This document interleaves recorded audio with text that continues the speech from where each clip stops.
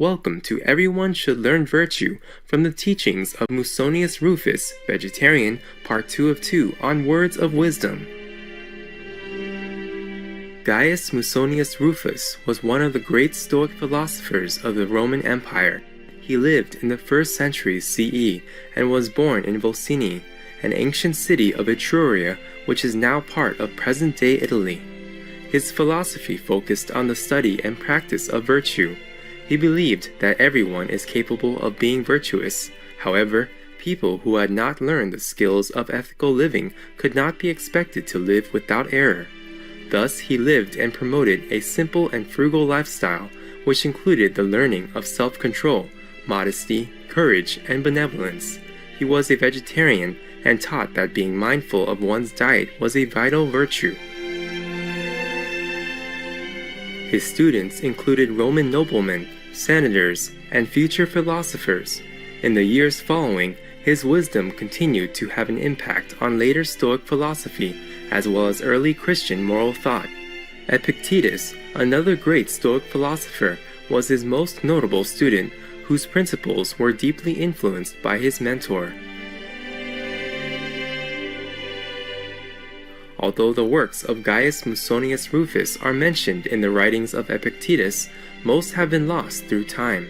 However, his philosophical teachings in the form of aphoristic sayings and discourses were preserved by his students. This was later translated and included in Cora E. Lutz's book, Musonius Rufus, the Roman Socrates. Let us continue with the discourse entitled, Should Daughters Receive the Same Education as Sons?, where even children are encouraged to learn the importance of virtue from a young age.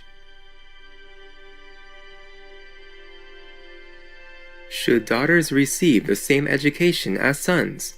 Gluttony, drunkenness, and other related vices, which are vices of excess and bring disgrace upon those guilty of them, show that self-control is most necessary for every human being, male and female alike. For the only way of escape from wantonness is through self-control. There is no other. Perhaps someone may say that courage is a virtue appropriate to men only. That is not so. For a woman too must have courage and be wholly free of cowardice, so that she will neither be swayed by hardships nor by fear.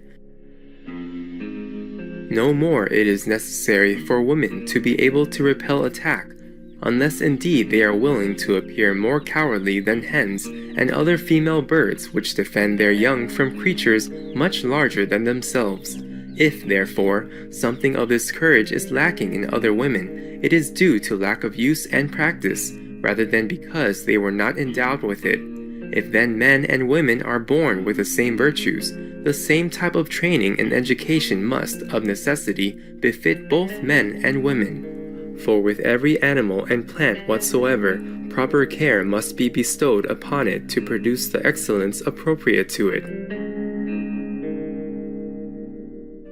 Is it not true that, if it were necessary under like circumstances for a man and a woman to be able to play the flute, and if, furthermore, both had to do so in order to earn a living, we should give them both exactly the same thorough training in flute playing, and similarly, if it were necessary for either to play the harp?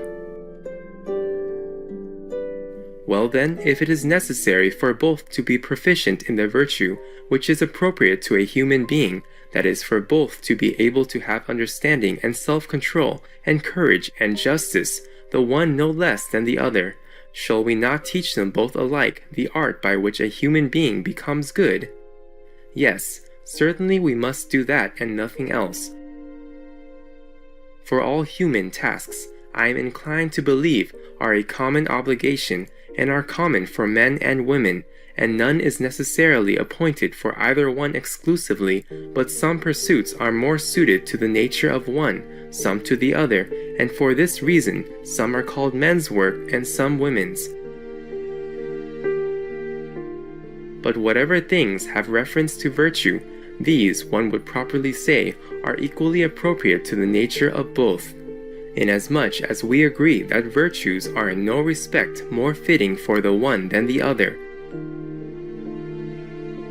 Hence, I hold it reasonable that the things which have reference to virtue ought to be taught to male and female alike, and furthermore, that straight from infancy they ought to be taught that this is right and that is wrong, and that is the same for both alike, that this is helpful, that is harmful, that one must do this, one must not do that.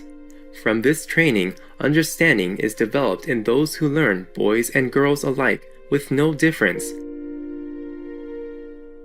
Then they must be inspired with a feeling of shame toward all that is base.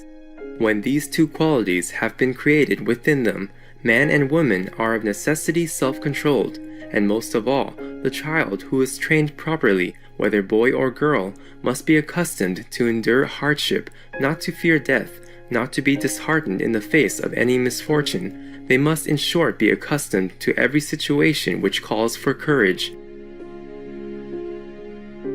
Now courage, it was demonstrated above, should be present in women too. Furthermore, to shun selfishness, and to have high regard for fairness and, being a human being, to wish to help and to be unwilling to harm one's fellow human is the noblest lesson, and it makes those who learn it just. What reason is there why it is more appropriate for a man to learn this?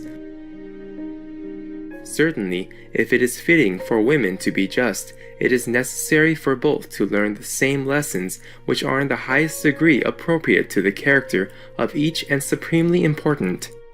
If it happens that a man knows a little something about a certain skill, and a woman not, or again she knows something and he not, that suggests no difference in the education of either. But about the all-important things, let not one know, and the other not, but let them know the same things. If you ask me what doctrine produces such an education, I shall reply that as without philosophy, no man would be properly educated, so no woman would be. I only urge that they should acquire from philosophy goodness in conduct and nobility of character. Now in very truth, philosophy is training in nobility of character and nothing else.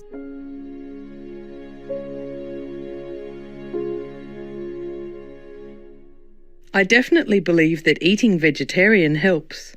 Michael Wardian, vegetarian, on recovering after marathons. Loving viewers, it was a pleasure to have your company for today's Words of Wisdom.